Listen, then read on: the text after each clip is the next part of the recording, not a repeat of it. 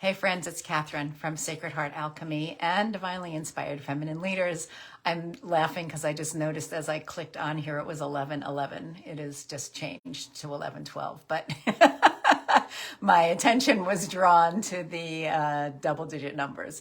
Anyway, I just actually finished my morning meditation a little while ago. It was a little bit pushed back. I'm going to just move this light a little because I had some workmen coming to the house earlier. So my morning routine was a little bit pushed back. But during my meditation, I felt this really strong guidance to speak into this question around Good Friday. So in my large Irish Catholic family, on Good Friday, we kept silence from noon to 3 p.m. to basically honor the time that Jesus was on the cross during his suffering and crucifixion and eventual death, which, you know, whether or not you believe that story as historical truth is certainly yours to believe. I'm not sure exactly even what I believe about the actual death. But what was important for me is, even though I have, you know, for a very long time now, not really practiced Catholicism, mostly because of the dogmatic man-made rules of the religion, there is still a part of me that is very deeply influenced by, that has been very deeply influenced by, and continues to be emotionally moved by the more mystical, the ceremonial, the rituals of the religion. The more spiritual aspects of the religion. I'll tell you, I can't walk into a cathedral and look at the light coming through stained glass windows without literally dropping to my knees in awe. I can't walk into a monastery without welling up with some sense of just sacredness for what has transpired there in terms of connection to God or spirit, or whatever higher consciousness you might assign to that. But there are very holy places where, and I'm sure temples, depending on what your tradition is, where just when you walk in, you feel the energy of the sacred. And for some reason, this period of silence on Good Friday has always been something that, even though I haven't, again, practiced it in the traditional Catholic way, I've always been drawn to. And, I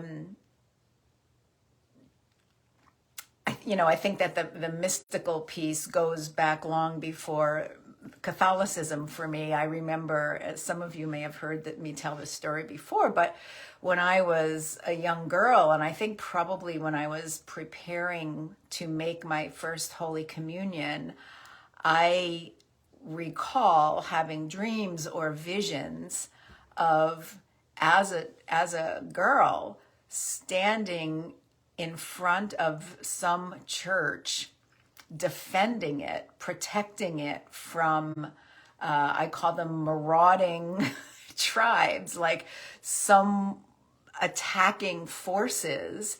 And I remember very clearly that I was there to defend what was in the sacristy. Now, what was in the sacristy was the host, the consecrated host, which in Catholicism represents the body and blood of Jesus Christ that we take during communion. So again, whether that was a literal thing that happened, whether the host, the Eucharist, is actually the body and blood of Jesus Christ, there was something that I was connecting with ancestrally, past life, metaphorically, where I was in some way defending the Eucharist from forces that wanted to destroy it, or in some way, what's the word I'm looking for? Defile it. Isn't that interesting? That's the first time that word has come. But anyway, that story aside, I wanted to just come on, this is what I was guided to come on to do, to talk about the story of crucifixion and resurrection. So whether you believe the Easter story in the way it's been told, a little bit convoluted between religion and the Easter bunny, it all gets kind of mixed up, just like, Jesus and God and Santa Claus. But whether you believe the actual story of the crucifixion and the resurrection, what I was invited to just come and talk about today is exactly that journey from this journey of dying off, of choosing death, which in some ways Jesus did, in order to be reborn, in order for something greater to be rebirthed.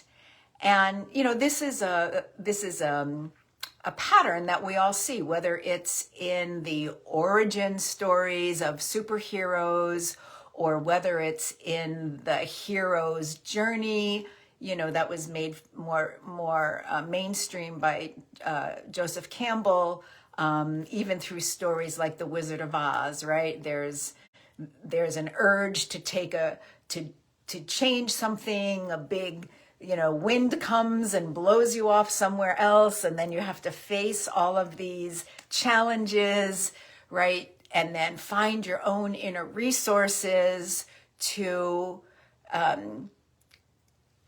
complete the journey as a new person, not the same person as the one who went into the journey. And for me, this is just exemplifies the work that I love to do, which is to take clients through this journey. And I feel like the heroine's journey is a little bit different from the hero's journey because it feels much more internal and intuitive. Instead of, I gotta get through this thing, the hero's journey is kind of push, push, push. Whereas I think the heroine's journey with more of the feminine aspect has a different feel and a different texture to it. But it is still a journey of transformation where life presents us with something, and we have to go through a death process. Some part of us has to die, be let go, in order for a transformation to happen, in order to be open to becoming more of who we were. And when we look at this in terms of trauma, it is so clear. And again, I'm not necessarily only talking about what people might consider to be a big T trauma, whether that be serious abuse or abandonment, or a life-changing medical condition, or having been served in some kind of war situation. That's what we used to think of as trauma. But we can feel traumatized as children when we're shamed, when we're told that our feelings don't matter, when, we hear things like, quit crying or I'll give you something to cry about, right? We can feel traumatized. So, we've heard this talked about as small t trauma.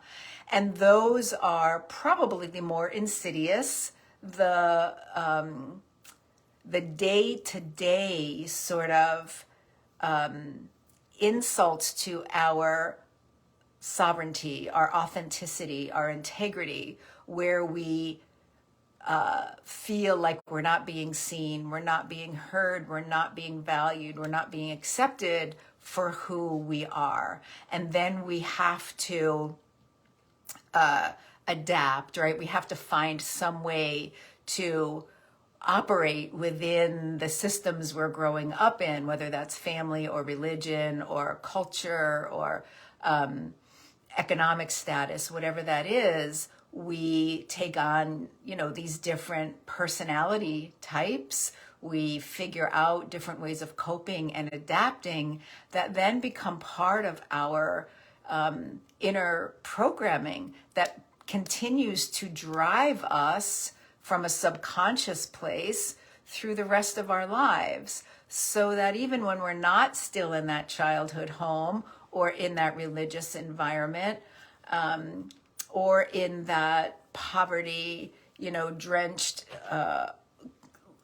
early life, these inner programs are still reacting the beliefs that we may have created within ourselves about ourselves, whether we're deserving or worthy or lovable or good enough or smart enough or whatever enough. For women, this I'm not enough is probably the number one belief that keeps us from stepping into really our beautiful truth of shining the truth of who we are. So all of this is to say that whether you believe the Easter story or not, there comes a time for each of us where we sense, sometimes it's a subtle message, sometimes it's a little harder smack on the side of the head, sometimes it's something that really takes us out, a serious injury or illness or accident, where Spirit is trying to say it is time to let go of all of the ways in which you have put yourself in this box to adapt, to survive. It's no longer necessary. It's no longer serving you. So there are parts of you, as well-intentioned, as much as you may have needed them when, at a certain time in your life, they're no longer protecting you. They're preventing you from stepping into the fullness of who you are. So this is the message that I wanted to share as we move through this crucifixion period of healing and then resurrection over the Easter weekend, which is that we all have the opportunity, should we choose, and sometimes the the message is a little stronger to get us to pay more attention, but we all have this opportunity to die to some of the things that are no longer serving us, some of the ways in which we define ourselves, some of the beliefs we've been carrying, some of the behavioral patterns that we have adopted, some of the ways we don't practice self-care, where we don't take the time to feed ourselves or rest when we need rest or exercise or take time out to be quiet in meditation or even find time for fun, right? And times in our lives where our energy is uplifted. So just something to keep in mind as we move through these next few days. Maybe just, doesn't have to be 3 hours representing the crucifixion of Jesus. It could be 15 minutes of just getting quiet, lighting a candle. I've got a couple candles burning here as I'm speaking to you. Putting something significant in your space. I have, and I'll bring it over and let you see as I'm talking. So this is sort of my little Easter altar representing these. This is my, I don't know if you can see it. I have a little thing that I have colored. That's my armadillo shield, which is sort of a boundary thing for this time of the year. I have, you can see it better when I pull it back, cards for the goddesses Ostara and Ostre, who are both, you can tell their names are quite similar, representatives of the energy of Easter and spring. I have feathers. I have these sweet little gems that my grandson gave me representing the seeds of fall. I have some eucalyptus and flowers and pussy willow representing the newness of spring. So, and a little egg-shaped candle. And then just another little egg-shaped, beautiful crystal glass with some different colors in it. So anyway, you don't need any of those things. You don't need all of those things. Maybe you have one of those things that you would like to put in your space and spend a few minutes dropping inward and just asking your higher self, your soul, your guidance, your angels, your spirit animals, your ancestors, whoever it is, someone who's passed over, who feels like your guide from the other side. And just checking in, hand over heart maybe. Is there a part of me that's ready to die? Is there something that I've been holding on to that is really ready to be released? Is there a way of being or thinking or behaving that's no longer serving me, that I can allow to die during this Easter weekend so that something within me can heal and come back stronger and be reborn or be resurrected on Easter morning? So I think that's it. That's the message. So I'm going to observe a little time of quiet myself, although I do have to take my car for servicing this afternoon. But I hope you'll sit with this and spend some time over this weekend, if not today, really taking this in and thinking about this journey of death and rebirth and how that may have some meaning for you at this time on your journey and in your life. All right, many beautiful blessings of Easter and Easter bunnies and tulips and spring and Easter eggs and all the good things and resurrection. And I'll see you again soon. Bye now.